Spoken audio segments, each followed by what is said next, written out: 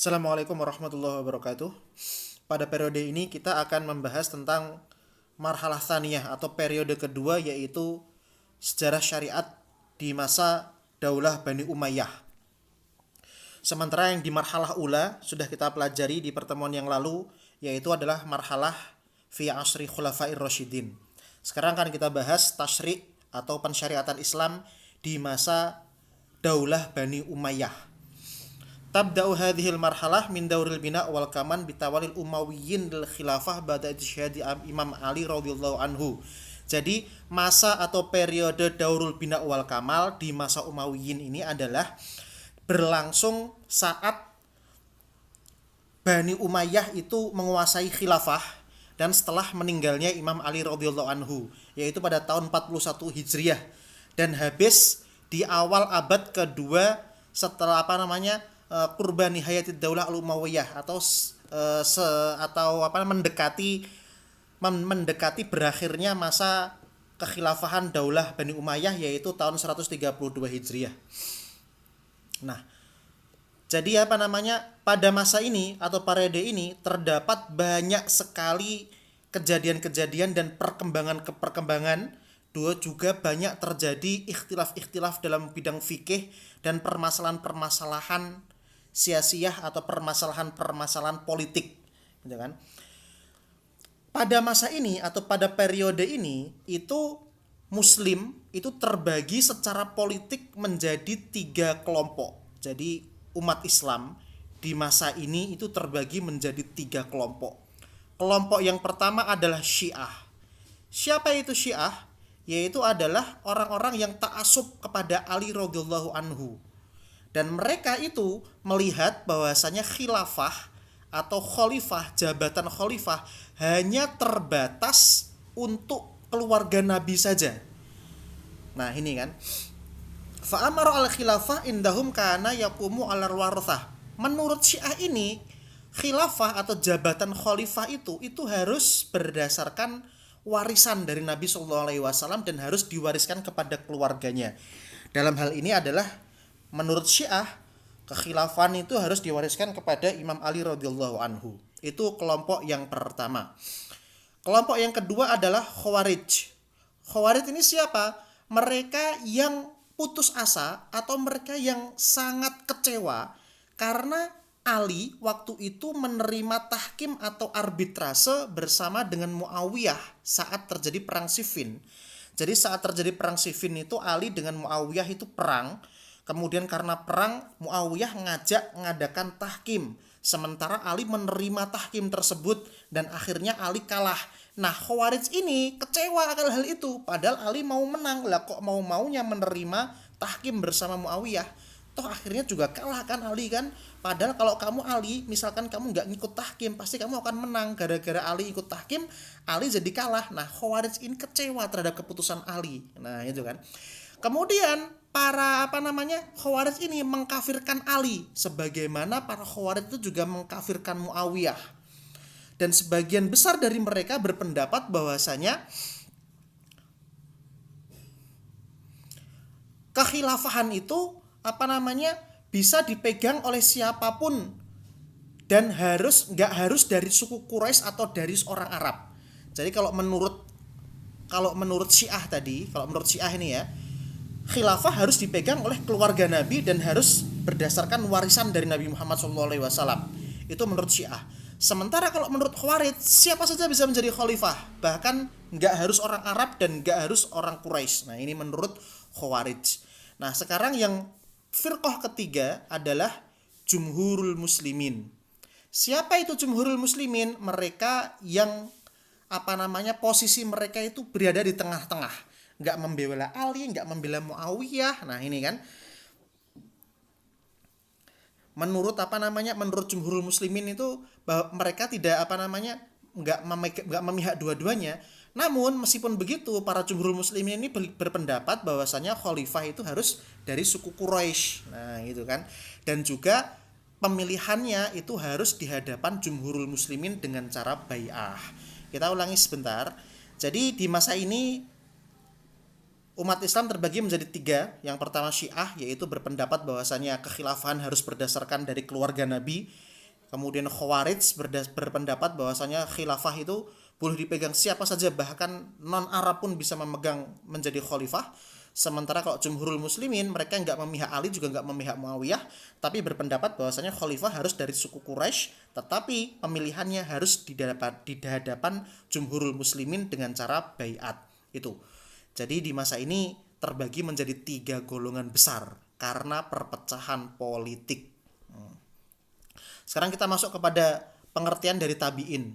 Siapa sih itu tabi'in itu? Tabi'in adalah setiap muslim yang belum pernah melihat atau berjumpa dengan Nabi Shallallahu Alaihi Wasallam, namun berjumpa dengan sahabat, berjumpa dengannya, kemudian meriwayatkan dari sahabat atau tidak meriwayatkannya.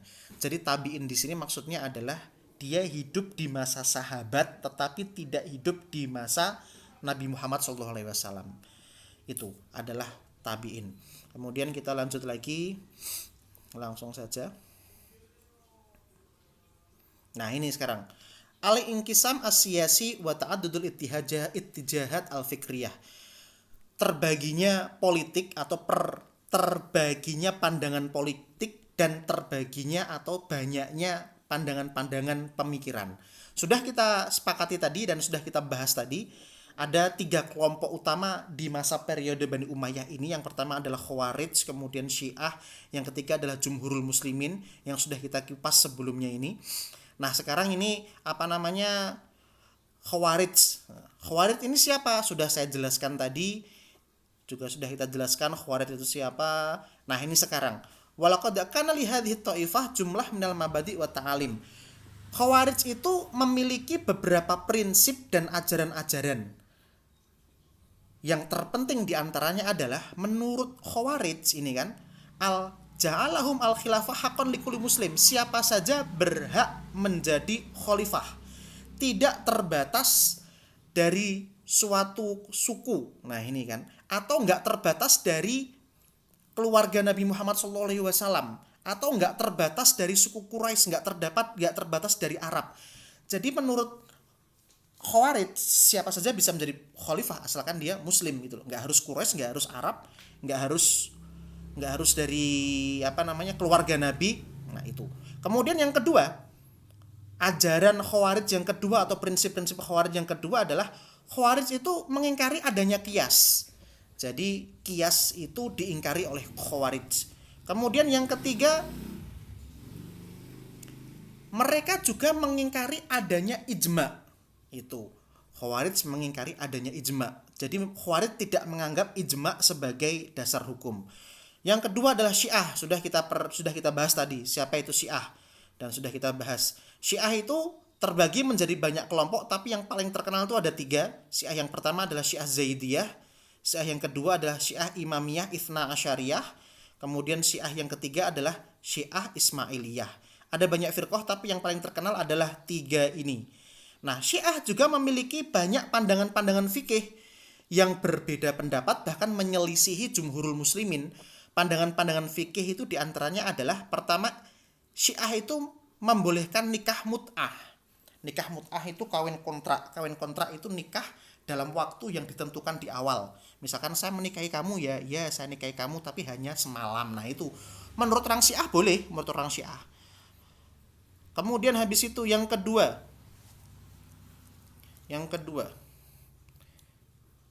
yuharrimu asy-syiah zawajal muslim minal kitabiyah.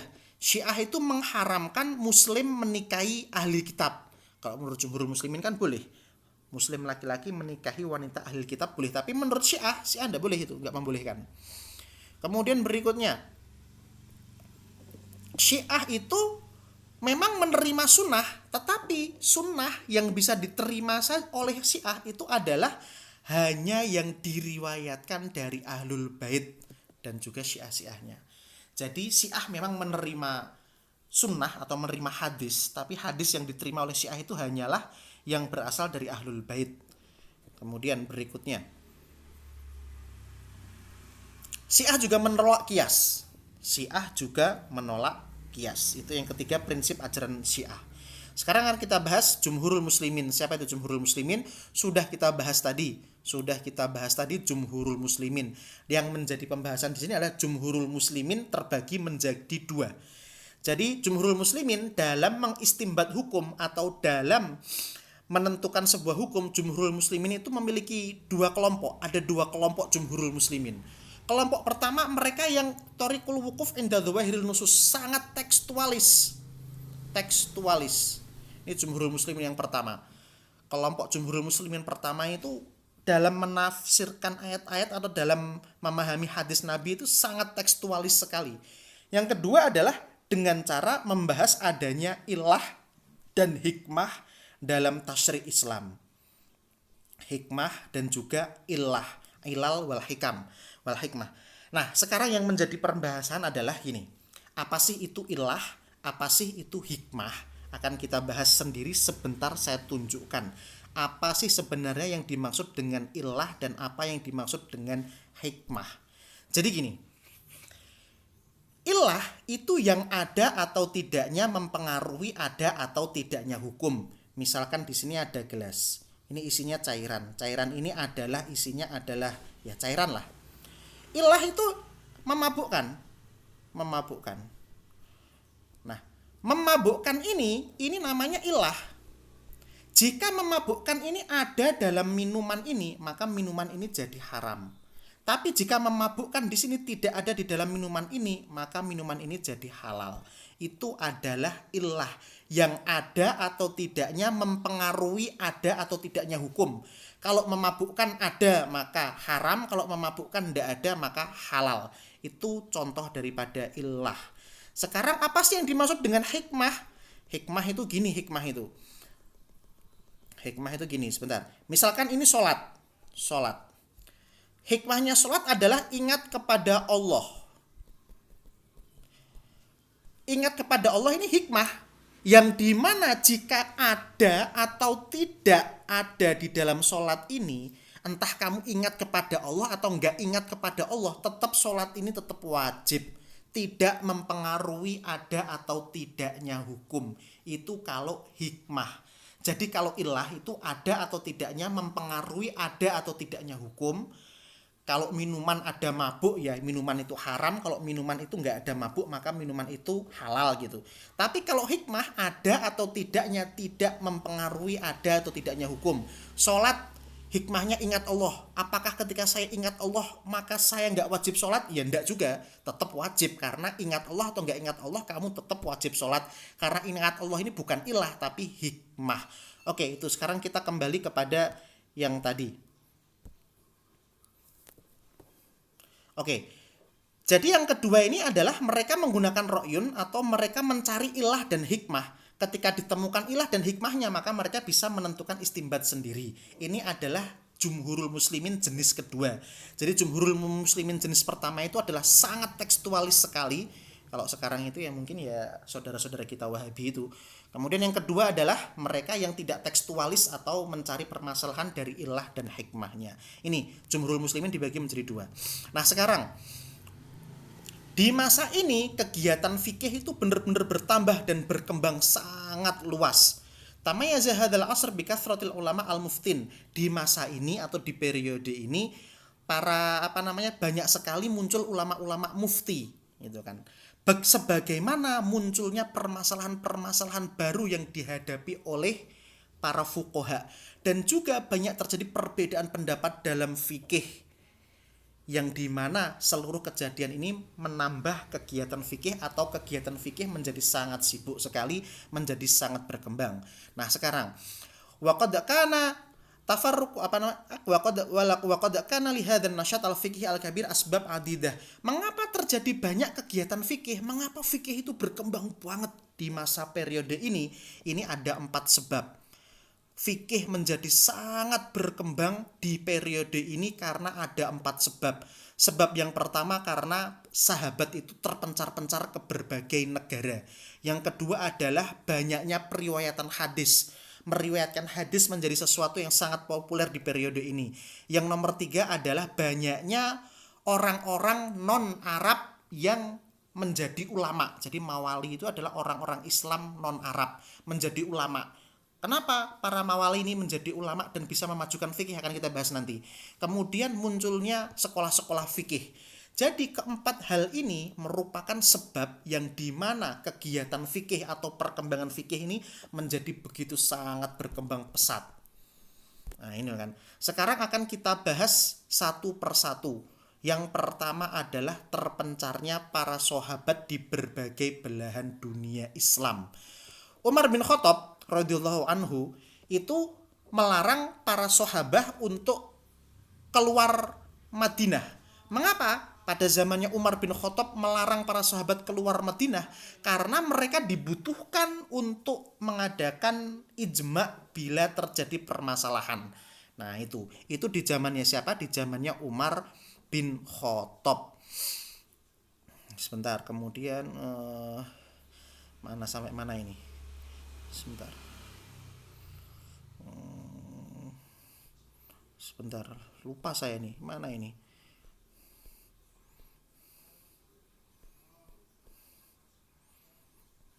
Udah ini. Lupa saya.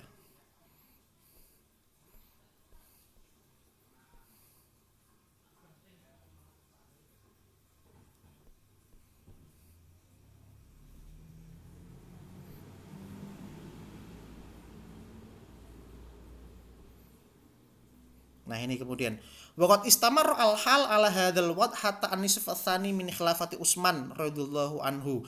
Ketika zamannya Utsman bin Affan inilah barulah para ulama-ulama itu berpencar ke seluruh penjuru dunia karena banyaknya daerah-daerah yang ditaklukkan oleh Utsman bin Affan. Banyaknya daerah-daerah yang ditaklukkan oleh umat Islam. Jadi ketika zamannya Khalifah Umar bin Khattab, itu para ulama, para sahabat nggak boleh pergi nih para sahabat. Tetapi di zamannya Khalifah Utsman bin Affan para sahabat boleh pergi. Nah ketika sahabat pergi inilah terjadinya perbedaan fikih. Mengapa banyak terjadinya perbedaan fikih? Karena setiap tempat itu memiliki adat dan memiliki permasalahan yang berbeda-beda, menuntut ijtihad yang berbeda-beda, dan pada akhirnya hasil kesimpulan hukumnya juga berbeda-beda. Nah itu pertama. Kemudian yang kedua adalah sangat populernya periwayatan hadis. Jadi di masa ini periwayatan hadis menjadi sangat populer sekali. Itu. Kemudian berikutnya ini.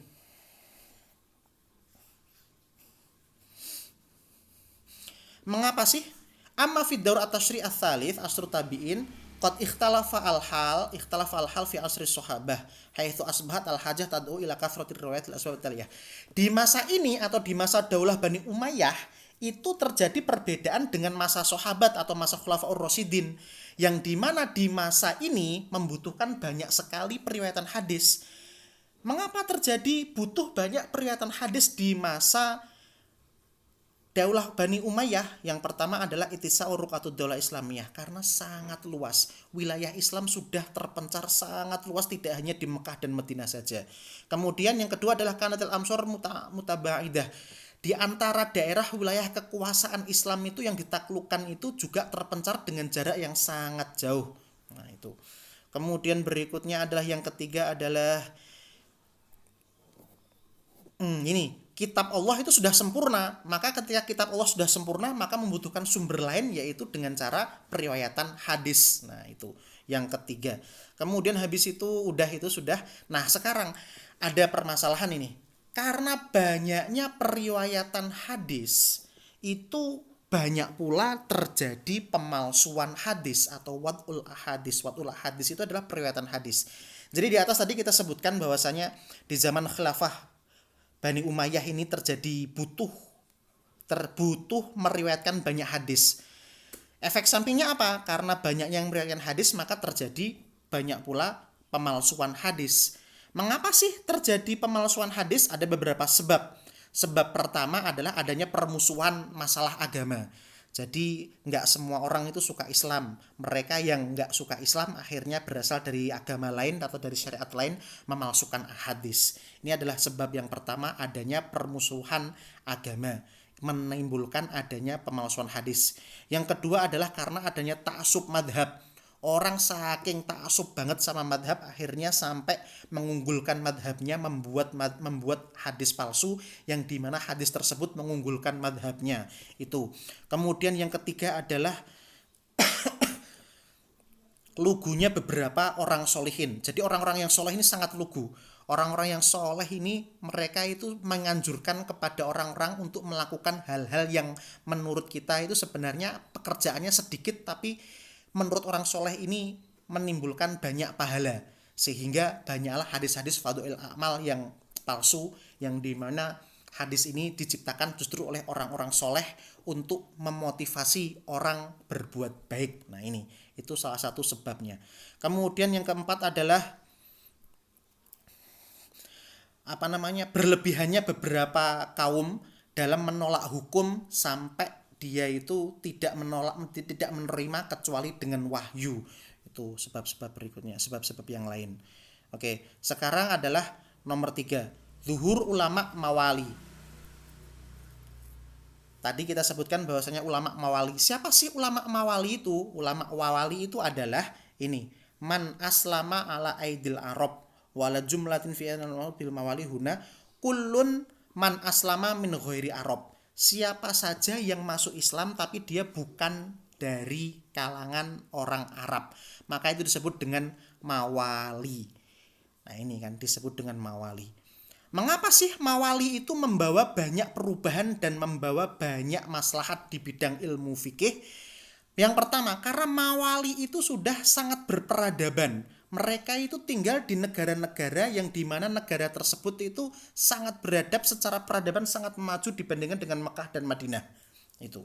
Kemudian yang kedua, para orang-orang Arab itu keluar negara untuk menaklukkan dan juga untuk jihad. Sementara para mawali itu tinggal di dalam negara yang dimana di dalam negara tersebut para mawali ini mendapatkan kedudukan dan mendapatkan posisi sebagai ulama dan juga guru. Yang nomor 3, karena Islam sendiri itu menganjurkan adanya persamaan, toleransi dan juga kesamaan, enggak rasis. Dalam artian siapa saja berhak mendapatkan pengetahuan, siapa saja boleh memegang kekuasaan meskipun itu bukan orang Arab. Ini. Berikutnya nomor 4. Orang mawali itu tidak mengetahui bahasa Arab. Karena mereka enggak mengetahui bahasa Arab, akhirnya mereka belajar. Dan saat mereka belajar ternyata kemampuan mereka bertambah dan mereka bisa menguasai banyak ilmu fikih. Itu nomor 4. Kemudian ada lagi nomor 5 enggak ada. Nah, jadi di sini adalah mengapa sih para mawali ini memiliki para mawali ini memiliki andil yang sangat besar di bidang ilmu fikih? Karena ada 4 sebab. Sebab yang pertama karena mereka memang sudah beradab, negara mereka sudah maju. Sebab yang kedua karena orang Arab itu yang di negara ditaklukkan itu justru keluar, nggak mau tinggal di dalam negara, mereka senangnya perang. Nah orang mawali ini tinggal di dalam negara dan mereka belajar menjadi qadhi, kemudian mereka belajar menjadi guru dan sebagainya sehingga ilmu fikih berkembang. Kemudian yang nomor 3 adalah karena memang orang Arab nggak melakukan rasisme, semua diperlakukan sama, siapa saja berhak belajar dan siapa saja boleh menjadi apa saja asalkan memiliki kemampuan. Yang nomor 4 adalah para mawali tidak tahu bahasa Arab sehingga mereka belajar dan itu mendapatkan kemampuan mereka meningkat pesat di bidang ilmu fikih, ilmu tafsir dan sebagainya. Nah itu ya. Kemudian nomor 4 adalah munculnya madrasah fikih. Apa sih madrasah fikih itu? Madrasah fikih ini muncul. Tabayyana mimma aslafna dzakru annahu tarataba ala tafarruqis sahabah fil amsar.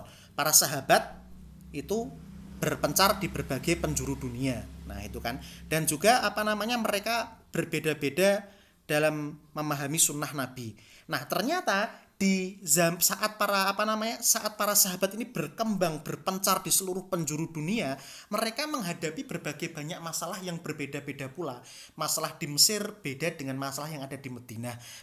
Masalah yang ada di Irak berbeda dengan masalah yang ada di Syria. Akhirnya mereka melakukan ijtihad yang dimana ijtihad tersebut banyak terjadi perbedaan pendapat karena selain para sahabat memiliki kemampuan yang berbeda-beda, juga karena maslahat atau masalah yang dihadapi di negara-negara tersebut juga berbeda. Itu makanya ketika mereka di suatu negara muncullah sekolah-sekolah fikih, banyak sekali sekolah-sekolah fikih. Itu banyak sekali ya sekolah-sekolah fikih. Nah itu kemarin. Nah di antara dua sekolah ini ada dua sekolah yang sangat populer, yaitu adalah madrasah hadis dan juga madrasah Ro'yun. Kalau madrasah hadis itu terdapat di Madinah, sementara madrasah Ro'yun itu berada di Kufah. Yang dimana madrasah hadis dan madrasah Ro'yun ini memiliki dua karakteristik yang berbeda-beda, akan tetapi memiliki andil yang sangat kuat di dalam ilmu fikih. Kita ulangi lagi sekarang. Empat sebab mana ini tadi? Khulasoh sebelum ihtitam kita lanjut ini. Mana ini tadi? Nah ini. Di periode ini fikih berkembang sangat pesat karena empat sebab. Yang pertama, para sahabat berpencar di berbagai penjuru dunia. Yang kedua, karena banyaknya periwayatan hadis. Yang ketiga, banyaknya ulama-ulama non-Arab yang masuk Islam.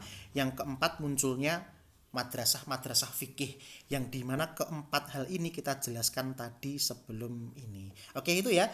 Di pertemuan yang akan datang akan kita bahas dua madrasah yang sangat penting, yaitu madrasah hadis dan juga madrasah fikih, yang dimana dua madrasah ini memiliki andil yang sangat besar dalam hal ilmu fikih. Sampai jumpa di pertemuan yang akan datang. Wassalamualaikum warahmatullahi wabarakatuh.